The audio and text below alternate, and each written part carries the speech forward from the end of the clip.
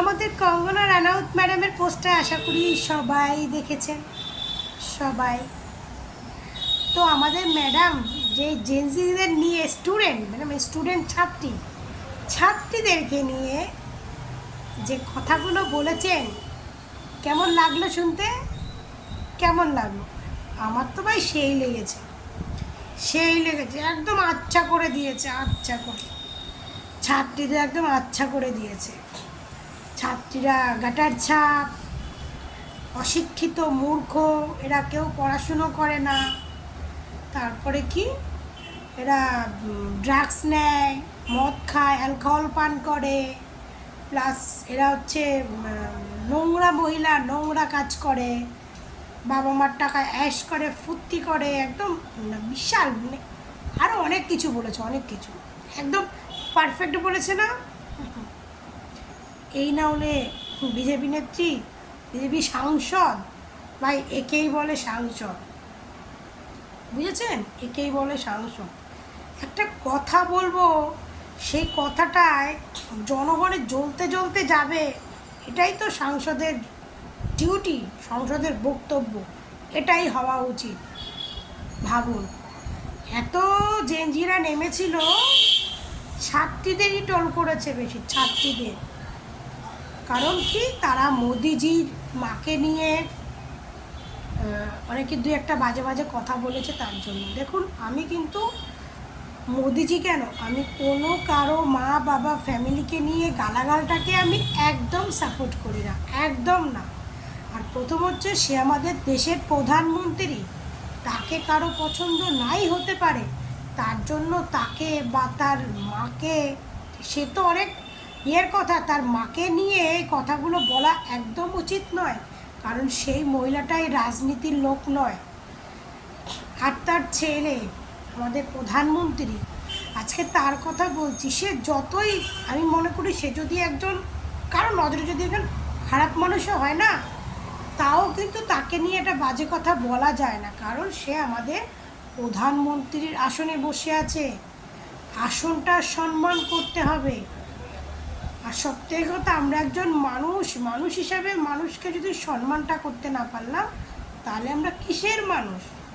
তো প্রধানমন্ত্রীর মাকে নিয়ে স্টুডেন্ট ছাত্রীদের মধ্যে অনেকে গালাগাল দিয়েছে, অনেক স্টুডেন্টরা দিয়েছে।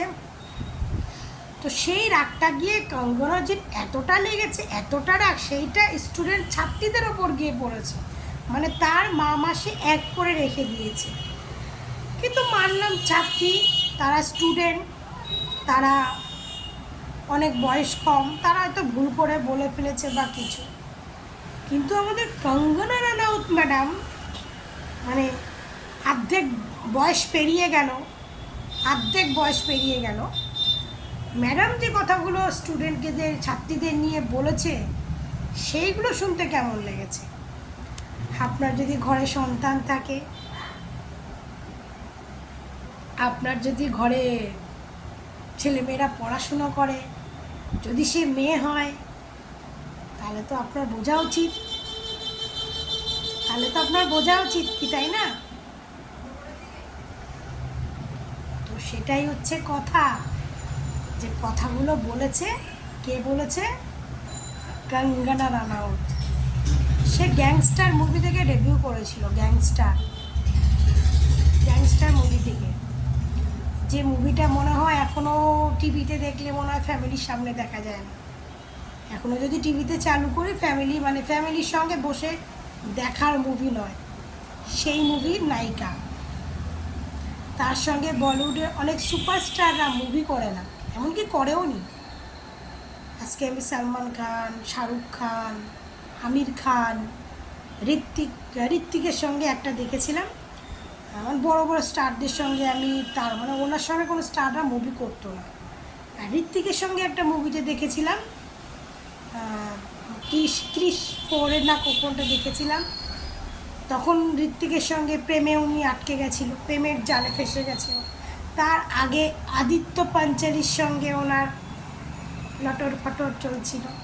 আদিত্য পাঞ্চালি, যার ছেলে কি জানি, কি নাম ভুলে গেছি,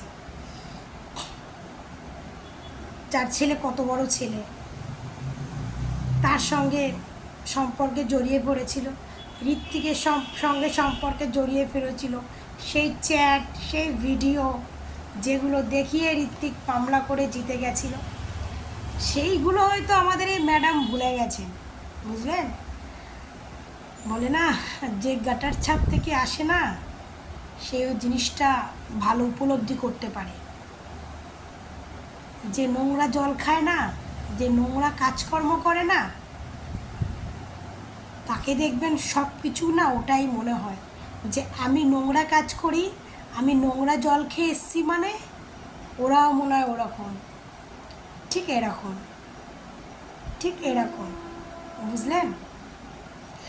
তো উনি যে কথাগুলো বলেছে, যেটা যাদের স্টুডেন্ট, মানে যাদের ছেলে মেয়ে আছে, যাদের সন্তান আছে, যে স্টুডেন্ট যারা, বিশেষ করে মেয়ে, অ্যাটলিস্ট তাদের আওয়াজ তোলা উচিত, আওয়াজ তোলা উচিত। এই মহিলা যে কথাগুলো বলেছে, এই মহিলার ইমিডিয়েটলি ক্ষমা চাওয়া উচিত এবং সংসদ পদ থেকে ইস্তফা দেওয়া উচিত। আমি তো আমাদের রাষ্ট্রপতি দ্রৌপদী মুর্মুকে বলবো ওনাকে ইমিডিয়েটলি বরখাস্ত করতে, ইমিডিয়েটলি।